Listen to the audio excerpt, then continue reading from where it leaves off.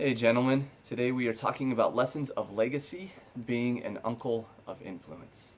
We're going to read from Genesis chapter 14, verses 14 through 16. Now when Abram heard that his nephew was taken captive, he armed 318 trained servants who were born in his own house, and went in pursuit as far as Dan.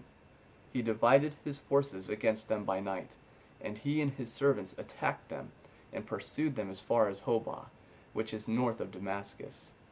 So he brought back all the goods, and also brought back his nephew Lot and his goods, as well as the women and the people. Uncles, when your nephews think of you, what will they recall? As a young boy, I remember the feeling of protection, like having a Secret Service agent ready to jump into action if a threat ever arose. There was one uncle who heard once about a store clerk who shorted me about $10. Now, $10 when you're 12 years old is a lot of money.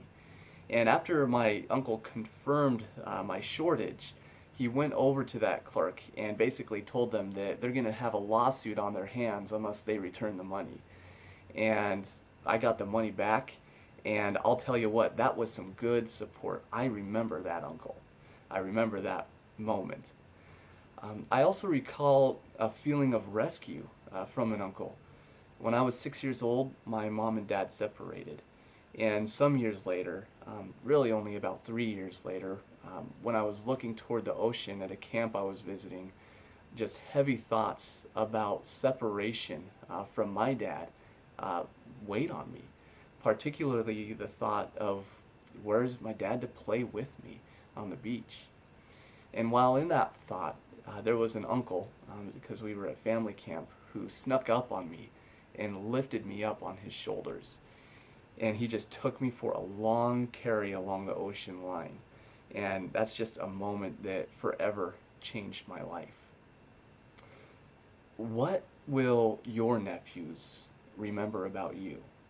I mean, Lot, no doubt, would recall his uncle's rescue for the rest of his life.